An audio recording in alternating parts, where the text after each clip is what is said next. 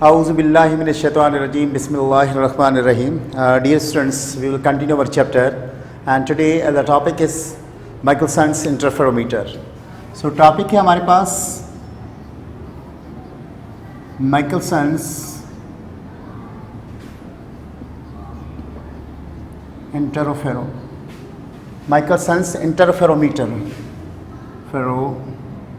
Interferometer. So this one is our topic, Michelson's interferometer. Dear students chapter 9 को जब हमने start किया था उस वक्त से हम जो डिवाइसेस पढ़ रहे हैं, यंग्स डबल स्लिट एक्सपेरिमेंट हमने पढ़ा, या थिन फिल्म ख्याल से पढ़ा, या अब जो नेक्स्ट टॉपिक हमारे पास जो है वो माइकलसन्स इंटरफेरोमीटर. बेसिकली इनमें हम वेव्स के बारे में ही पढ़ रहे हैं, और इसमें से जो फार्मूला जो हम ड्राइव करते हैं उसमें हम वेव की वेवलेंथ के बारे में पढ़ते हैं. तो Michelson's interferometer is a device which is used to find the wavelength of a light. इसमें monochromatic source, do you remember that the monochromatic source के वाले से सपोज करें एक बल्ब वगैरह इस तरह से कोई जला दिया जाए. This one is the source of the light. यहाँ से जो लाइट एमिट हो रही है मोनोक्रोमेटिक लाइट्स, और बेटा इसके पाथ पे हम 45 के एंगल से एक सेमी ट्रांसपेरेंट प्लेट इस तरह से रख देते हैं. This one is a semi transparent plate. अब आपने इसको कहा कि सेमी ट्रांसपेरेंट है, तो what do you mean by the semi transparent? You know, semi transparent का मतलब है a part of the light can pass through it and part of the light is reflected. So जनाब, this plate is held in the path of the light at the 45 degree. यहाँ पे जो angle बनेगी वो आपकी क्या होगी? 45 degree पर मिलती. एक तो इसमें सेमी ट्रांसपेरेंट प्लेट है, और इस प्लेट का काम क्या है? जो यहाँ से मोनोक्रोमेटिक लाइट आ रही है, ये जो मोनोक्रोमेटिक लाइट आ रही है, इसको वो डाइफ्रैक्ट करता है दो हिस्सों में. एक इसका पार्ट जो है यहाँ से इस तरह से रिफ्लेक्ट हो जाता है at the angle of the 90 degree to that one because of the 45 inclination. ये आपका एक रे इस तरफ चला गया. और दूसरा इसका जो पार्ट आपका बनता है वो यहाँ से, वो पार्ट जो आपका है, सेकंड पार्ट इसका जो होगा वो यहाँ से रिफ्रैक्ट होगा. रिफ्रैक्ट होने के बाद ये पार्ट जब ऐसे मूव करेगा, एग्जैक्टली इसके पाथ में एक और पैरेलल ट्रांसपेरेंट स्लेब रखा जाता है of the same size of this one. अच्छा, ये जो प्लेट थी इसका क्या काम था? It splitted the ray into two parts. That's why it's known as splitter, beam splitter. इसको हम क्या कहते हैं? बीम splitter कहते हैं. Got it? That was the beam of the light which is being splitted into two rays. One is ray 1 which is reflected, and other one is ray 2 that is refracted. उसके बाद यहाँ पे ये जो transparent plate जो इसके parallel रखी गई, that's also at the 45 degree. यहाँ पे भी 45 डिग्री की ही एंगल है, बिल्कुल पैरेलल रखी गई इसको. This plate only retrace the rays at the same path in the same phase. That's why this is known as a compensator plate. इसको हम क्या कहते हैं? इसको कहते हैं compensator plate कहते हैं. क्या कहते हैं? Compensator. This one is compensator. This one is a beam splitter. वो एक बीम को दो हिस्सों में तकसीम करिए. This one is a compensator. Compensate कैसे करती है आगे चल के हमें पता चलेगा. After these two parts, there are the two other mirrors which are held perpendicular to each other. Let's suppose एक यहाँ पर मिरर बनाया गया, एक यहाँ पर मिरर है. This one is held ऐसे vertically, और ये जो रे आपका यहाँ पे आया, यहाँ से रिफ्लेक्ट हुआ और यहाँ से जाके इससे टकराया. रे 2 is proceeding in this way. So this mirror M1 is a fixed mirror. इसको fixed mirror कहते हैं. बिल्कुल इसी से पैरेलल एक यहाँ पर, बिल्कुल यहाँ पर एक और जो है मिरर बनाया जाता है. This one is a movable mirror M2. Dear students, हम जब इंटरफेरेंस यहाँ पे देखें, पहले डायफ्रैक्शन हुई, फिर इसकी इंटरफेरेंस कैसे होती है? रे 1 after reflection it strikes the mirror M1, and the ray 2 after the reflection it passes through the compensator plate and then strikes a mirror. So ये M1 और M2 जो आपके पास है, यहाँ से ये रे वापस आते हैं. अच्छा बेटा, ये जो रे आपका था रिफ्लेक्ट हुआ, यहाँ से टकराने के बाद यहाँ से ये पास बैक हुआ, यहाँ वापस आया. ऐसे इसी तरह से ऐसे आता हो गया और यहाँ पे आ गया. After the reflection from the mirror M1, mirror ray 2 reach at this, and this reflected ray is also after the reflection this ray comes over there. तो ये दोनों रेज जो हैं स्प्लिटर से गुजरते हुए M1 और M2 यहाँ पे हम ऑब्जर्व करते हैं एक साथ. यहाँ पे जब हम देखते हैं तो हमें इंटरफ्रेंस नज़र आती है. यू नो दैट इंटरफ्रेंस कि ये रेज जो है या तो आपके पास क्या हो रहे हैं कंस्ट्रक्टिवली मीट कर रहे होते हैं, या ये क्या कर रहे हैं बेटा, ये या डिस्ट्रक्टिवली मीट कर रहे हैं. So you have to observe over here at that point.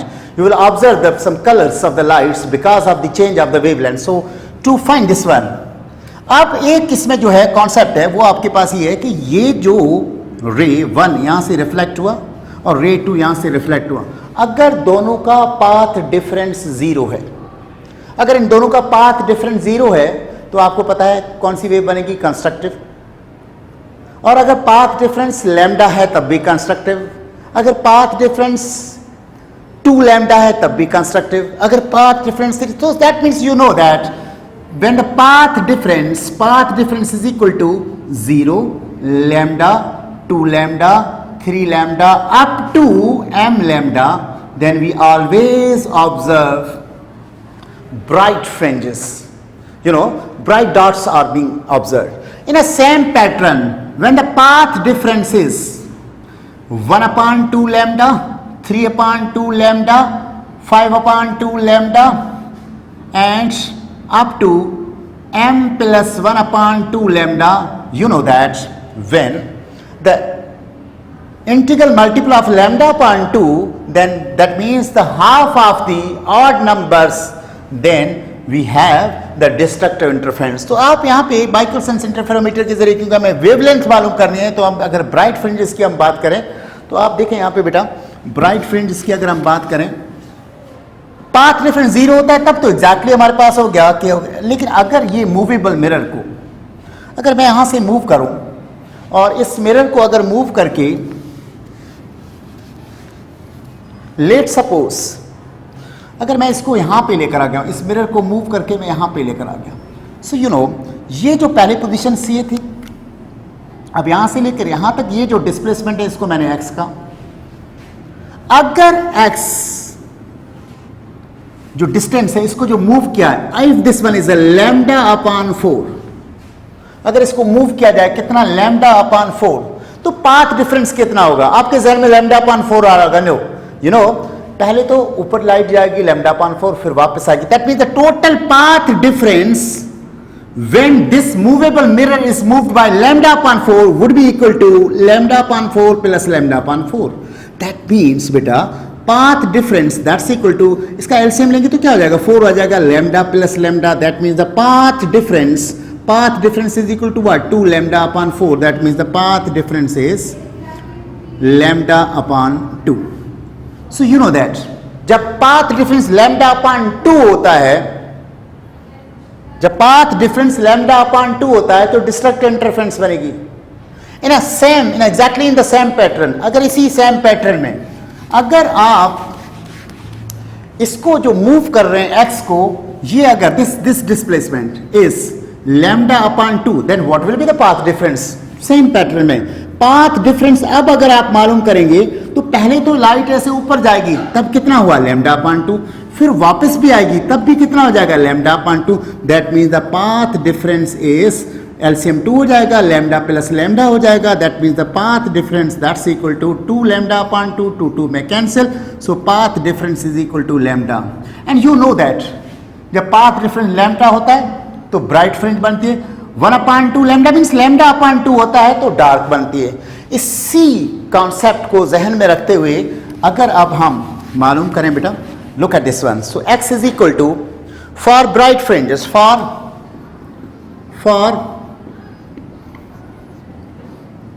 bright fringes, you know that अगर once, twice, third इस तरह से अगर हम इसको करते जाएं, let's suppose x is equal to, अगर इसको मूव फर्स्ट टाइम x के हवाले से करेंगे तो क्या हो जाएगा, lambda upon 2 means 1 into lambda upon 2. अगर सेकेंड टाइम करेंगे 2 into lambda upon 2 for the bright fringes. अगर 3 टाइम्स करेंगे x is equal to 3 into lambda upon 2. Up to इसी तरह से x इज इक्वल टू का m टाइम्स करेंगे, so means m into lambda upon 2. So this one is a general formula for the discussion. In this formula, you know that what is the lambda? Lambda is equal to 2x upon m. So this is known as equation for the wavelength of the light with the help of the Michelson interferometer. So lambda is equal to 2x upon m. What is the x? X is the displacement which the movable mirror is being moved from its initial position. So I hope you have got this one. This equation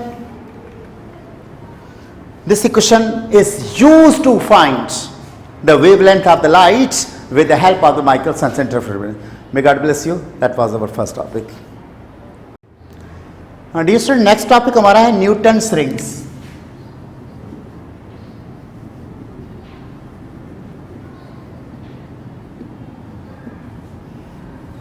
सबसे पहली बात अगर आप देखें Newton ring है क्या चीज? The circular interference pattern which is obtained due to the thin film interference of the air film between a glass plate and a plano convex lens. अब ग्लास प्लेट की अगर हम बात करें, this one is a glass plate, this one is a glass plate. जब हम plano convex lens की बात करें, देखें this one is a convex and this is known as a plano convex lens. अब आप देख रहे हैं ये ग्लास स्लेब का है या ग्लास प्लेट का है और ये प्लेनो, इनके बीच में यहाँ पे क्या होती है? एयर होती है. यहाँ पे क्या है? एयर है. बेसिकली हमें मालूम क्या करना है कि जब लाइट इस थिन फिल्म यानी एयर की जो थिन फिल्म बन रही है किसके बिटवीन? प्लेनो कॉन्वेक्स लेंस और ग्लास स्लिप के बीच में, इसमें से लाइट जब गुजरती है इस थिन फिल्म में से तो इंटरफेरेंस पैटर्न्स बनते हैं और वो हमें सर्कुलर शेप में, सर्कुलर पैटर्न्स में नजर आते हैं. उनको हमने क्या कहते हैं? हम उसे क्या कहते हैं? न्यूटन्स रिंग कहते हैं. न्यूटन रिंग बेसिकली देखिए यहाँ पे अगर ये ऑब्जर्वेशन ऊपर से आएगी, यहाँ से अगर देखा जाए, so this one is the point of the contact. Let's suppose यहाँ से this one is the radius of the curvature. ये आपके पास क्या है? रेडियस ऑफ कर्वेचर है. कहाँ से? यहाँ से आपके पास यहाँ लेट सपोज इस पॉइंट को अपने आप इसको जो है ओ का नाम दे दें और ये जो पॉइंट है ये let suppose this point is a A और ये जो सरफेस के ऊपर जहाँ टच कर रही है इस पॉइंट को मैंने क्या कह दिया? पॉइंट बी कह दिया. तो ये पूरा यहाँ ओ से लेकर ए तक या ओ से लेकर आप यहाँ तक चले जाएं, इस पॉइंट को अगर ले लें आप, कोई भी आप सी पॉइंट कहते हैं भले, तो ये जो है ये क्या है? रेडियस ऑफ द कर्वेचर है. तो बेटा ये जो है इसको थिकनेस ऑफ द फिल्म यहाँ से लेकर यहाँ तक ये जो है टी है, इसको यहाँ से कहें या यहाँ से लेकर यहाँ तक ये क्या है? आपका टी है. तो जाहिर है ये भी क्या हो जाएगा? This is also the T. अगर आप इसी फिगर को सर्कल की सूरत में लें और अगर मैं इसको थोड़ा सा छोटा कर देता हूँ, यहाँ पे कर लेते हैं, ये ओ कर दें और इस तरह से अगर कर दिया जाए O, this one is the radius of the curvature, this one is the radius of the curvature यहाँ तक. और आपको पता है यहाँ से सी से लेकर यहाँ तक क्या हो जाएगा? आर माइनस टी हो जाएगा. दिस वन ये जो है this one is r minus. अगर इसको आप ऐसे स्फीयर समझें, ये like this one is the ring, this one is a sphere centre. और अगर इसी लाइन को ड्रॉ करते हुए यहाँ तक ले जाएंगे तो this will be the diameter. This one is a code. आपको पता है डायमीटर क्या होता है? एक कोड ही होता है जो सेंटर से गुजरे. यहाँ पर आपके पास जब भी कोई डायमीटर या कोई कोड दूसरे कोड के ऊपर परपेंडिकुलर होता है, मीन्स ये एंगल 90 की बनती है, तो ये हमेशा इसको क्या करता है? बाइसेक्ट करता है दो हिस्सों में. लेट सपोज बी से लेकर यहाँ सी तक डिस्टेंस, ये आप इसको C कहते हैं और इसको मैं लेट सपोज D कह रहा हूँ. B से लेकर C तक जो डिस्टेंस है ये सपोज करें R है, तो B से लेकर D तक भी क्या होगा? R ही होगा. इस फिगर के अंदर आपको कुछ चीजें नजर आ रही हैं. सबसे पहली O से लेकर A तक, O से लेकर A तक का जो डिस्टेंस है वो बराबर किसके है? O से लेकर C तक का. O से लेकर A तक का डिस्टेंस वो बराबर किससे है, ओ से लेकर सी तक का, और इसको हमने क्या कहा था, radius of the curvature means capital R से शो किया है फिगर में। देन बी से लेकर सी तक का डिस्टेंस बेटा, बी से सी तक का, और जो बराबर है बी से लेकर डी तक का, that's equal to what, that's also equal to r. Then A से लेकर बी तक का ये जो डिस्टेंस आपका है, इसको आपने थिकनेस का, दैट्स इक्वल टू टी, क्योंकि ये बराबर किसके, ये बराबर है आपके पास बी से लेकर ए तक का डिस्टेंस आपका, ये डिस्टेंस सेम है। So that mean that's equal to what, that's equal to t. ये चीजें देखने के बाद अगर आप इस फिगर की तरफ जाएं, एक अजम्पशन है, according to the geometrical theorem the product of the interception, the product of the interceptions of the intersecting chord is equal to the product of the section of the diameter। कैसे, geometry के मुताबिक, geometrical shape के मुताबिक, इसमें से एक तो diameter के दो सेक्शन हैं आपके पास, इंटरसेप्शन दो हैं, एक ये, यानी यहाँ से लेकर यहाँ तक, और सपोज करें इसको सी डी और इसको मैं ई नाम दे देता हूँ, एक ई से लेकर बी तक, दूसरा बी से लेकर ए तक।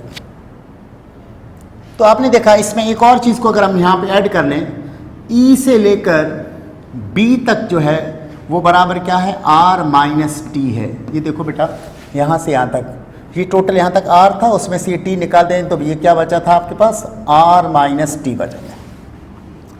सो according to the geometry, the product of these intersection, which means BD into BC, that must be equal to the intersection of the diameter, which one, EB into BARAB. So B to D, that's R, B to C, that's also R, E to B, that one is R minus T into B to A, that one is T। अब अगर यहां पे देखें R into are क्या हो गया बेटा, R square, that's equal to, अगर इसको आप पूरा यहां से लेकर यहां तक R था, तो यहां से ये पूरा डायमीटर अगर लिया जाए, टोटल डायमीटर, तो यहां पे क्या हो जाएगा, 2R हो जाएगा। यानी टोटल ई से लेकर ए तक क्या था, 2R में से ये निकाल देंगे, 2R में से ये निकाल देंगे, तो 2R minus T. So over here ये ई से लेकर बी तक R था, और ई से लेकर बी तक आपके पास टोटल डायमीटर माइनस ये करेंगे तो आपके पास ये हो जाएगा, यहाँ पे आपके पास हो जाएगा 2R हो जाएगा, 2R minus t. Okay, then this will be 2R, means ये यहाँ से ये R, ये R, टोटल क्या हो गया, 2R माइनस दैट वन। सो यहाँ पे अगर आप करेंगे तो क्या आ जाएगा, 2RT minus T square.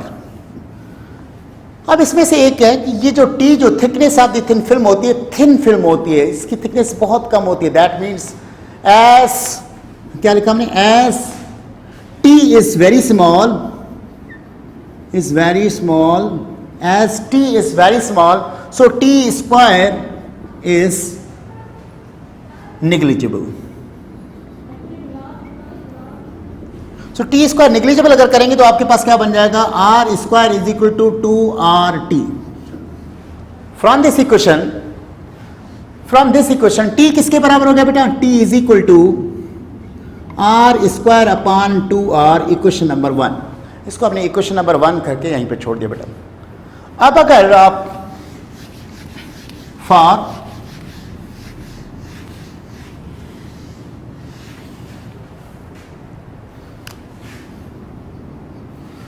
for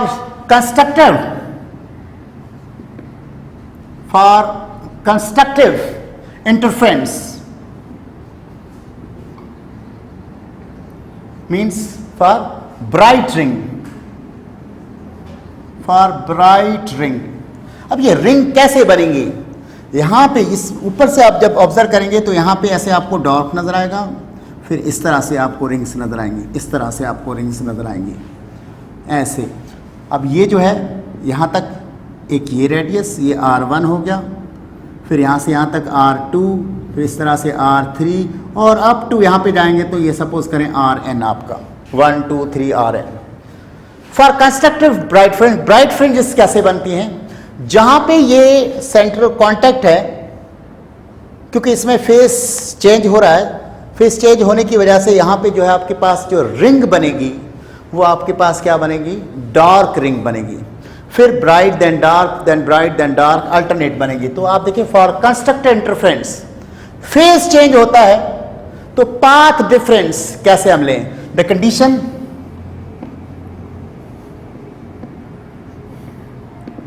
condition for constructive interference,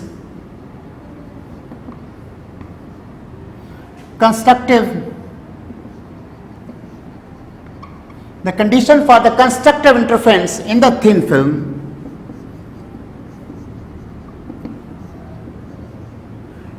film will be used. कैसे? thin will be used. Thin film के हवाले से आपको याद होगा हमने फार्मूला क्या था? 2nt is equal to for the bright euro m plus 1/2 lambda. That was the equation. Agreed? And अभी हमने कहा कि इसके मुताबिक t किसके बराबर है? t किसके बराबर है? t is equal to r square upon, तो अगर इसमें पुट करें वैल्यू 2n इंटू टी की जगह पे क्या रखूं? R square over 2r, so 2 will be cancelled, that's equal to m plus 1/2 lambda. यहां पर अगर आप देखेंगे हमें मालूम क्या करना? r मालूम करना। So r square is equal to m plus 1/2 lambda, और यहां पे that would be equal to what? n नीचे चला जाएगा डिवाइडेड बाय n। हमें यह भी पता है for air film, for air n is equal to 1। अगर यहां पे रखेंगे तो क्या हो जाएगा? R square is equal to m plus 1/2 lambda over 1। So अब अगर इस फॉर्मूले को हम यहां तक पहुंचे, so r square is equal to क्या हो गया आपके पास? m प्लस 1/2 लैम्डा, और ये जो r था ये r यहां पर आ गया। So r is equal to what? Radical m plus 1/2 lambda r। ये है in terms of the n। अगर n की बात की जाए, अगर n के बारे से हम लें, हमें पता है फॉर